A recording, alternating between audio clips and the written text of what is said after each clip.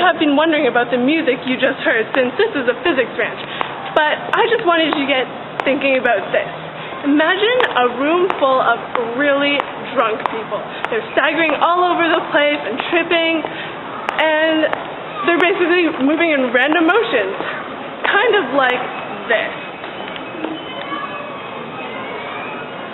So, this is what Robert Brown saw through the microscope at pollen grains.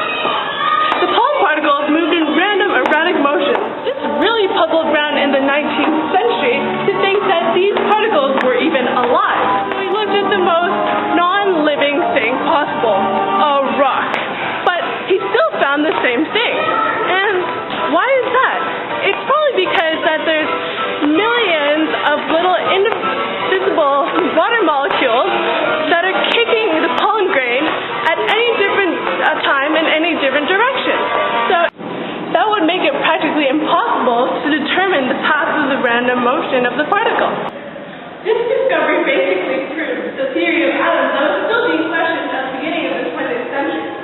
Brownian motion is named after Robert Brown for his qualitative discovery, but being the Scottish botanist that he is, it was a series of other syntheses after Brown that led to the quantitative discovery of Brownian motion. Most of the credit went to Einstein in 1905, but Ciel, Bachelier, and Skomczewski all played a part. Einstein basically used his theory of heat to explain what Brown had seen in the pollen particles.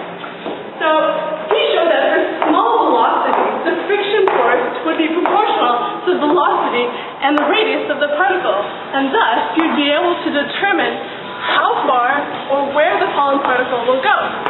So, in very simple terms, there's an equation for randomness.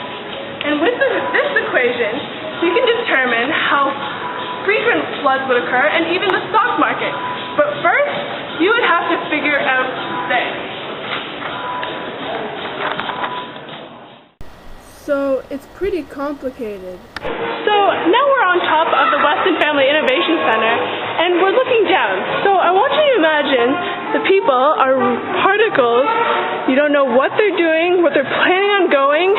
They're just moving in random directions. And that is Brownian motion.